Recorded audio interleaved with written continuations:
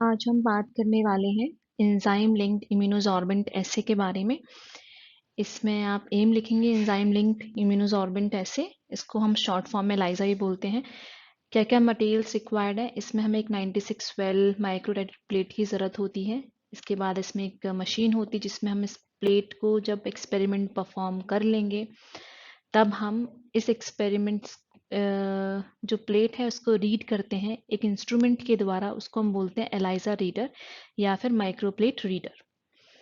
और जो भी हमें ज़रूरत पड़ेगी इस एक्सपेरिमेंट को परफॉर्म करने के लिए, तो pipettes, pipette tips, multi channel pipette, distill water, squirt बोतल, डिस्पेंसर, ऑटोमेटेड माइक्रोप्लेट वॉशर। हम चाहें तो माइक्रोप्लेट वॉशर का यूज़ कर सकते हैं, अदरवाइज हम हाथ से भी वॉशिंग कर सकते हैं। जो बड़ी बड़ी लैब्स होती हैं उसमें वॉशर होता है, और नॉर्मल जो लैब है या फिर कुछ लैब में वो लोग मैनुअली भी वॉशिंग करते हैं।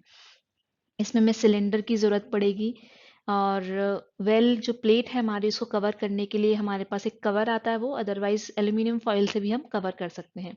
Primary antibody, enzyme conjugated secondary antibody, substrate, stop solution, wash buffer, blocking buffer और इंक्यूबेटर कोटिंग बफर H2O2। और जो एंटीजन या एंटीबॉडी हमको एस्टिमेट करनी है वो सैंपल हमारा। इसके बाद हम प्रिंसिपल की बात करते हैं। ये जो एलाइजा होता है इसको गोल्ड स्टैंडर्ड टेक्निक माना गया है पेप्टाइड्स, प्रोटीन्स, एंटीबॉडीज और हार्मोन्स की डिटेक्शन के लिए, क्वांटिफिकेशन के लिए। इसमें क्या होता है, हम कोई भी जो एंटीजन है या एंटीबॉडी है उसको पहले प्लेट पे कोट करते हैं, फिर हम वॉश करते हैं प्लेट को, ब्लॉकिंग ऐड करते हैं। देन ब्लॉकिंग करने के बाद हम फिर उसमें प्राइमरी एंटीबॉडी, हमारा जो सीरम हो सकता है जिसमें हमें सैंपल में डिटेक्ट करना है कि कितनी एंटीबॉडी या एंटीजन प्रेजेंट है, उसको ऐड करते हैं। देन हम सेकेंडरी एंटीबॉडी ऐड करते हैं। उसके बाद हम इसमें सबस्ट्रेट ऐड करते हैं। देन सब जो हमारी सेकेंडरी एंटीबॉडी थी उसमें एंजाइम अटैच होता है, वो एंजाइम सबस्ट्रेट पे एक्ट करता है और क्या करता है, सबस्ट्रेट का कलर चेंज कर देता है। तो इससे हम पता लगा लेते हैं कि एग्जैक्टली हमारे सैंपल में जो हमें एंटीबॉडी या एंटीजन डिटेक्ट करना है वो प्रेजेंट है या नहीं।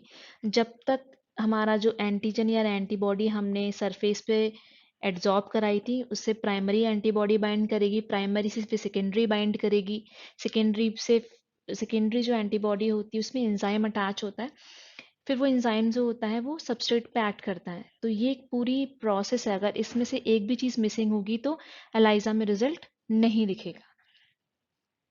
ये जो टेस्ट होता है वो यूज़ करते हैं हम HIV के डायग्नोसिस के लिए, प्रेगनेंसी टेस्ट में, ब्लड टाइपिंग में और बहुत सारे डिजीज़ की डिटेक्शन में। तो ये हमारा प्रिंसिपल है। And then coming to the part of the experiment. इसमें हम क्या करते हैं, हमारा एंटीजन कोट करना है या एंटीबॉडी कोट करना है, उसका एक पर्टिकुलर कॉन्सेंट्रेशन में हम वेल में अमाउंट लेते हैं। 100 माइक्रोलीटर हम हर एक वेल में डालेंगे। 96 वेल प्लेट होती है हमारी, तो जितने में एक्सपेरिमेंट लगाना, अगर आपको 96 वेल पूरे कवर करने हैं तो 96 में, अगर आपको 80 वेल कवर करने तो 80 में हम 100 माइक्रोलीटर डालेंगे। इट डिपेंड करता है कि आपके पास सैंपल्स कितने हैं उसके हिसाब से। फिर हम प्लेट्स को, जो प्लेट हमारी है उसको हम चाहें 2 घंटे के लिए 37 पे रख सकते हैं, या फिर हम ओवरनाइट 4 डिग्री सेल्सियस पे रख सकते हैं। ये डिपेंड करता है कि आपके पास उस दिन कितना टाइम है। मोस्टली जो एक्सपेरिमेंट परफॉर्म किए जाते हैं ताकि जो एंटीजन है वो अच्छे से अटैच हो जाए, तो ओवरनाइट रख देते हैं 4 डिग्री सेल्सियस पे।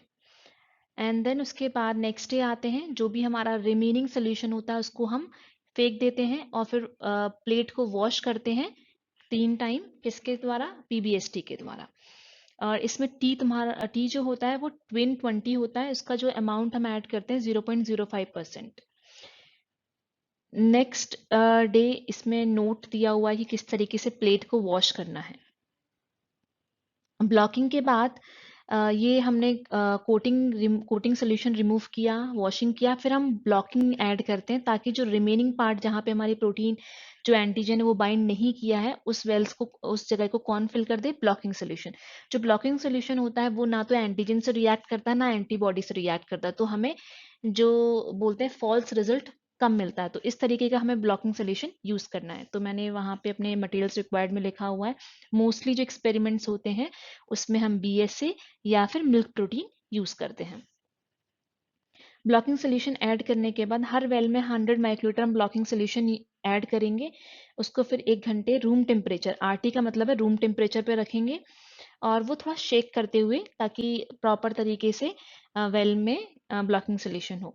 एंड देन उसको आफ्टर 1 आवर इंक्यूबेशन, इंक्यूबेशन का मतलब होता है कि हम प्लेट को रख देते हैं ताकि प्रॉपर तरीके से जो ब्लॉकिंग सोल्यूशन है वो अटैच हो जाए सरफेस पे, जो कि खाली खाली जगह थी वहां पर।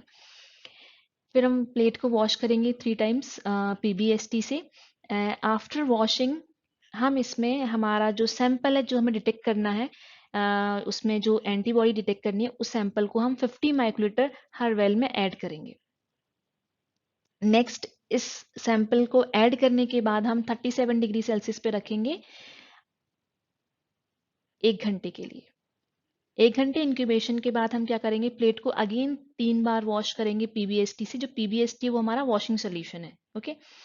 एंड देन हम उसके बाद 50 microlitre conjugated secondary antibody add करेंगे।